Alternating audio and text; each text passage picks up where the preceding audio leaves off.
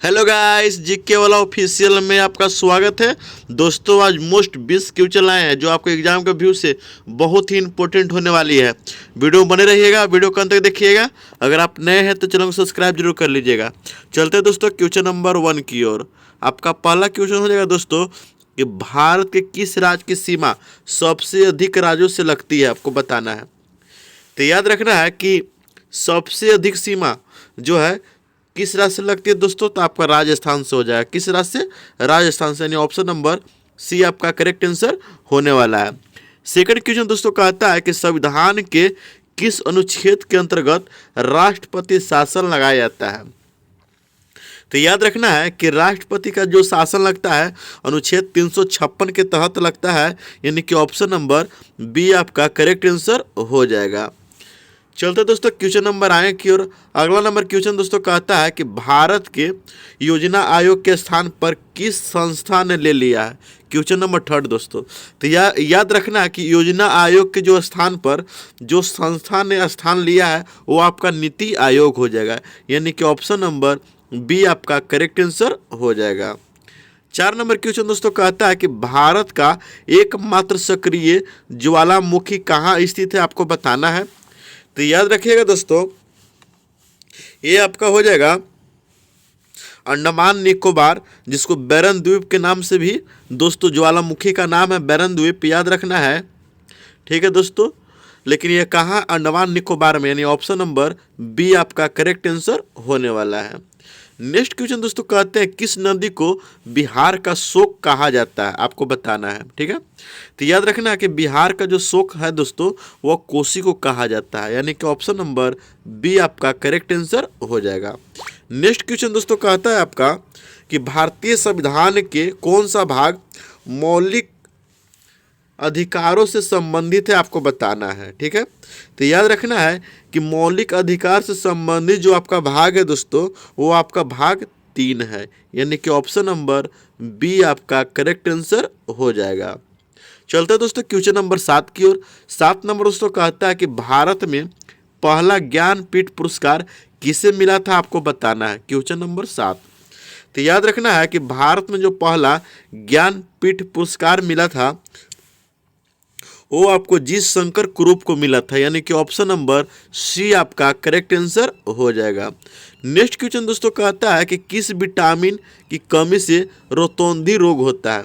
तो याद रखना है कि विटामिन ए की कमी से रोतौंधी रोग होता है, यानी कि ऑप्शन नंबर डी आपका करेक्ट आंसर हो जाएगा।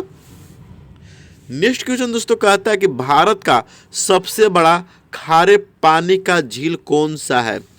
क्वेश्चन नंबर 9 हो जाएगा दोस्तों आपका। तो याद रखना है कि सबसे बड़ा पूछ रहा है खारे पानी का, तो कौन सा हो जाएगा दोस्तों, तो आपका चिल्का झील हो जाएगा। कौन सा हो जाएगा? चिल्का झील, यानी कि ऑप्शन नंबर सी आपका करेक्ट आंसर हो जाएगा। क्वेश्चन नंबर 10 दोस्तों कहता है कि संविधान सभा की पहली बैठक कब हुई थी, आपको बताना है। तो याद रखिएगा संविधान सभा की जो पहली बैठक हुई दोस्तों वो 9 दिसंबर 1946 को हुई थी, यानी कि ऑप्शन नंबर ए आपका करेक्ट आंसर हो जाएगा। नेक्स्ट क्वेश्चन दोस्तों कहता है आपका क्वेश्चन नंबर 11 कि किस गैस को हंसाने वाली गैस भी कहा जाता है। ठीक है, तो याद रखना है दोस्तों कि हंसाने वाली गैस यानी कि लाफिंग गैस किसे कहा जाता है, आपको बताना है। तो याद रखना है नाइट्रस ऑक्साइड को दोस्तों लाफिंग गैस के नाम से भी हम लोग जानते हैं, यानी कि ऑप्शन नंबर बी आपका करेक्ट आंसर हो जाएगा। क्वेश्चन नंबर दोस्तों 12 कहता है कि भारत में सबसे पहले सूर्य जो है किस राज्य में निकलता है, आपको बताना है। तो याद रखिएगा दोस्तों अरुणाचल प्रदेश को कहा जाता है कि सबसे पहले सूर्य जो है उसी राज्य में निकलते हैं, यानी कि ऑप्शन नंबर सी आपका करेक्ट आंसर हो जाएगा। अगला नंबर क्वेश्चन कहता है दोस्तों राज्यसभा में सदस्यों का कार्यकाल जो होता है दोस्तों कितने वर्षों का होता है, आपको बताना है। ठीक है, तो याद रखना है कि जो राज्यसभा में सदस्यों का जो दोस्तों कार्यकाल होता है वो आपको 6 वर्ष का होता है। ठीक है, लोकसभा अगर पूछेगा दोस्तों लोकसभा का तो वहाँ 5 वर्ष होगा, याद रखना है। ठीक है, लोकसभा का, और राज्यसभा कितना होगा दोस्तों 6 वर्ष, यानी कि ऑप्शन नंबर सी आपका करेक्ट आंसर हो जाएगा। क्वेश्चन नंबर दोस्तों 14 कहता है कि भारतीय राष्ट्रीय ध्वज के डिजाइनर कौन थे। तो याद रखना है कि जो हमारे देश का जो राष्ट्र तिरंगा है दोस्तों, वो आपका राष्ट्रीय ध्वज है, उसके जो डिजाइनर थे वो पिंगली वेंकैया जी थे, यानी कि ऑप्शन नंबर ए आपका करेक्ट आंसर हो जाएगा। क्वेश्चन नंबर दोस्तों 15 कहता है कि ब्लू माउंटेन किस राज्य में स्थित है, आपको बताना है। क्या? Blue mountain.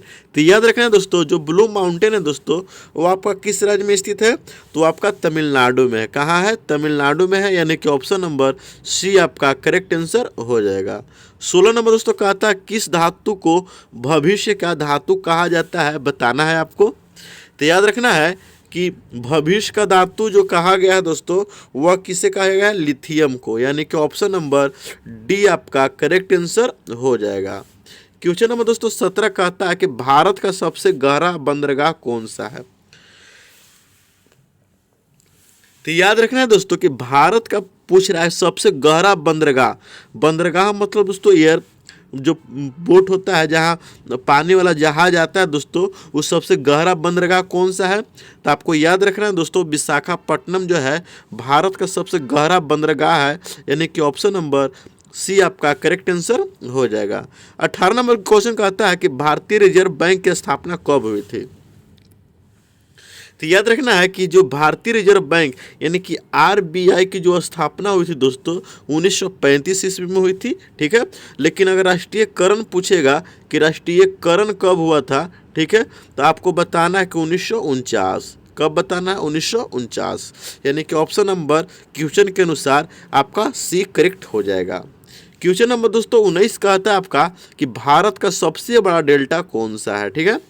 तो याद रखना है दोस्तों कि भारत का जो है सबसे बड़ा जो डेल्टा है दोस्तों, वो आपका गंगा ब्रह्मपुत्र का डेल्टा हो जाएगा, यानी कि ऑप्शन नंबर सी आपका करेक्ट आंसर हो जाएगा। 20 नंबर दोस्तों कहता है कि लोकतंत्र का मंदिर किसे कहा जाता है।